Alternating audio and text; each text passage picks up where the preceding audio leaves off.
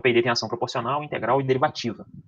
A gente vai ter, se a gente olhar a equação aqui, a gente vai ter dois zeros no nosso controlador, que são esses zeros que eu destaquei, e dois polos. Um polo na origem, que é o integrador, e um polo bem mais distante, que é aquele pseudo-derivativo. A gente não consegue implementar o derivativo de cara, né? Então a gente coloca aqui esse pseudo-derivativo bem mais distante aqui dos polos dominantes. Porque ele também tem que ser modelada a dinâmica dele quando a gente vai discretizar.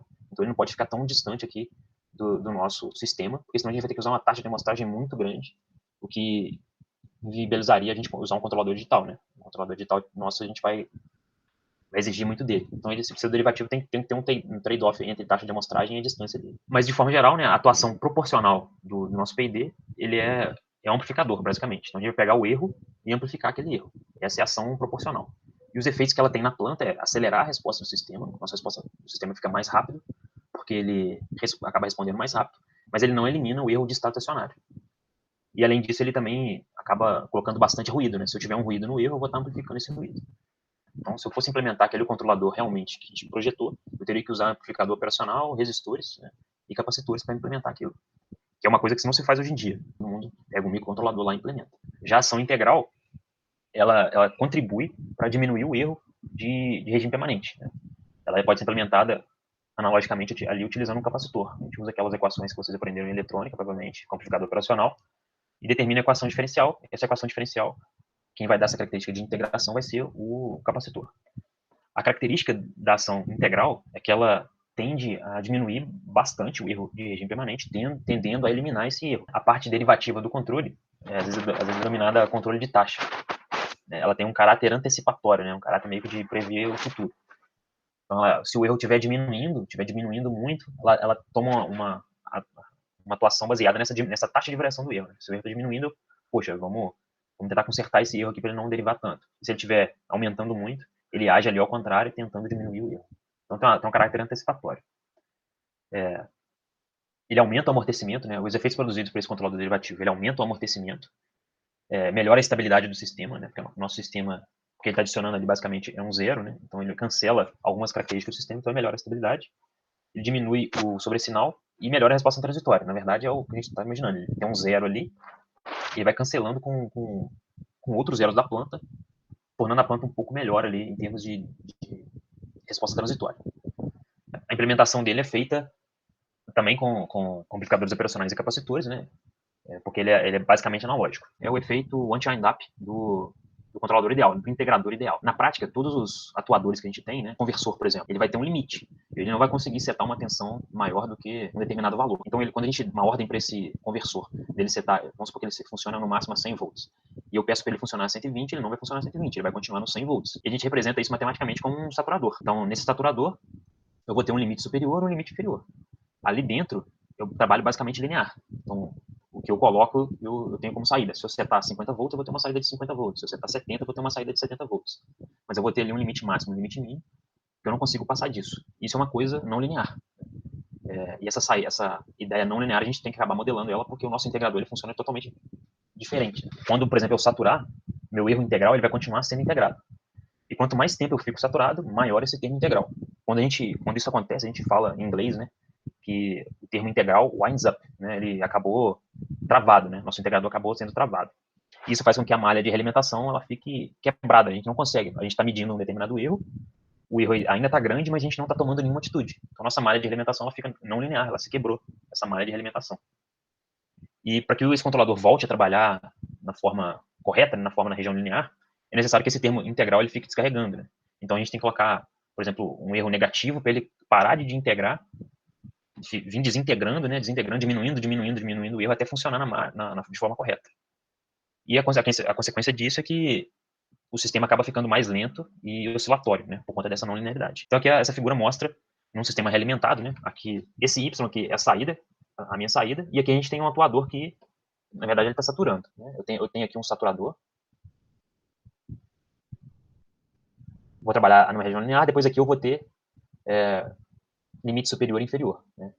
Então a linha tracejada seria o sistema sem um anti-wind-up. Eu estou saturando, né? Aqui meu erro ficou tão grande que meu integrador está integrando, mas na verdade eu tive um sobressinal muito grande. E aqui ela está ficando mais oscilatória e demorando para chegar no regime. Né?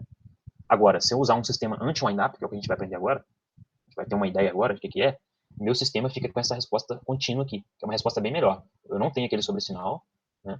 Eu tenho meu sistema aqui subindo até aqui, aqui eu provavelmente eu saturei, e aqui entrou o sistema anti-windup. Eu não deixei dar aquele sobressinal tão grande, né?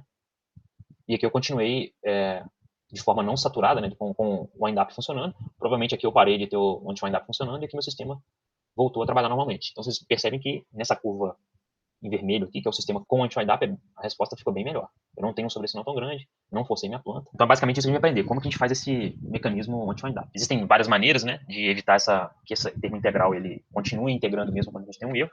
A ideia básica é impedir que o integrador ele continue a se carregar depois que a saturação ocorre. Esse windup que a gente vai aprender aqui, ele chama back calculation and tracking, né? Um termo em inglês ali, eu não sei em português como é que seria. Eu vou tentar explicar para vocês o funcionamento dele aqui agora. Então, a gente tem aqui o PI normal, né? Aqui tem um controlador PI. Tirando essa malha azul aqui, seria praticamente a mesma coisa do que vocês já viram. A parte proporcional, a parte integral, só que aqui a gente tem um atuador que ele é saturado. Então ele vai ser linear em uma determinada região, mas toda vez que a minha entrada for maior que um valor, né, ou menor que um valor, eu vou acabar saturando o meu sistema. É como se eu tivesse isso aqui, né? A minha entrada do atuador, se ela fosse um seno, né? Eu teria aqui um seno, só que aqui seria o meu limite superior e aqui meu limite inferior. E aqui depois do atuador, então, eu teria uma coisa assim. Ó. Ele iria até onde que eu saturei, eu paro, eu corto, aí depois aqui eu continuo, aí chegou aqui eu corto, e aqui eu continuo. Então eu dou aquela ceifada aqui no pico. Então esse ponto aqui vai ser igual a esse ponto. Se eu diminuir os dois, né, que é o que está fazendo esse termo, meu erro aqui vai ser zero. Então eu não faço nada. Então eu não somo nenhum valor. Nesse momento aqui que eu estou saturando, eu vou ter uma diferença. Eu vou ter uma diferença entre o valor que eu estou esperando e o valor que eu tenho. E aí eu vou tomar uma ação de controle. Uma coisa que é interessante pensar é que não é interessante fazer essa correção instantaneamente. Então a gente usa aqui um ganho, que vai ser 1 sobre TW. Então quando não há saturação, meu erro é zero, e nenhum efeito, eu não vou ter nenhum efeito somado. Agora, quando ocorre a saturação, eu vou ter um efeito. E esse efeito vai ser proporcional a essa constante que eu estou colocando. Né? O tempo que essa entrada desse integrador chegue a zero, né, que ele vai demorar para descarregar esse integrador, vai ser o ganho TW, que é basicamente a constante de tempo que ele demora para zerar esse integrador. A gente pode pensar, né, poxa, vamos zerar esse integrador o mais rápido possível. Né? Mas isso não é interessante, porque às vezes ruídos podem acontecer na saturação, né, e se ele descarregar muito rápido, eu vou ter problemas no integrador. Então é interessante ajustar essa constante de tempo, né, para um valor próximo entre a constante de tempo do PI, né, da parte proporcional e derivativa, né, que a gente vai ver aqui agora. Então, na prática, a gente ajusta esse tempo para que o windup seja mais rápido que o derivador e seja mais lento que o próprio integrador. Então, uma regra empírica que se sugere na literatura é ajustar esse TW nas constantes de tempo do integrador, que é Kp sobre Ki, né, e do derivador, que é a constante de tempo do derivador, que é Kd sobre Kp. E isso, a gente resolver as continhas lá, vai ser raiz quadrada de Kd sobre Ki. Aqui tem algumas alternativas, né, de tirar esse efeito windup. Então esse aqui é o integrador limitado. Repara que esse aqui vai ser o atuador. E aqui eu pego esse termo integral. E repara que essa curva aqui ela é o inverso dessa curva do atuador. Né? Ele vai ter uma zona morta nesse período. Né? Então se eu tiver entre esse período e esse período aqui, eu não faço nada. Agora, se esse meu termo integral aqui for maior que um determinado valor, aí eu já tomo uma atitude. É uma outra forma de implementar esse efeito anti-windup. Uma outra forma seria a integração condicional, né? Então, faço alguns testes aqui, basicamente parecido com o que a gente tinha feito antes, né? Quando eu saturo, esse sinal vai ser diferente desse, e a partir de algumas características, né, eu passo nesse caso aqui, a integrar meu erro, ou eu paro de integrar o erro. Eu tenho duas possibilidades. Eu seleciono aqui uma chavinha. No primeiro caso, eu continuo, quando eu estou funcionando normalmente, eu estou integrando aqui o meu erro, né, que seria o PI normal. Quando eu saturo, eu passo a não integrar mais o erro. Eu acabo integrando o valor zero aqui, coloco meu erro, como se fosse meu erro tivesse sido zero. E aí para de integrar. E eu vou ficar com o meu integrador parado, fixado em um determinado valor. Quando o meu sistema parar de saturar, eu volto a integrar o erro. Seria uma outra alternativa que a gente chama de integração condicional.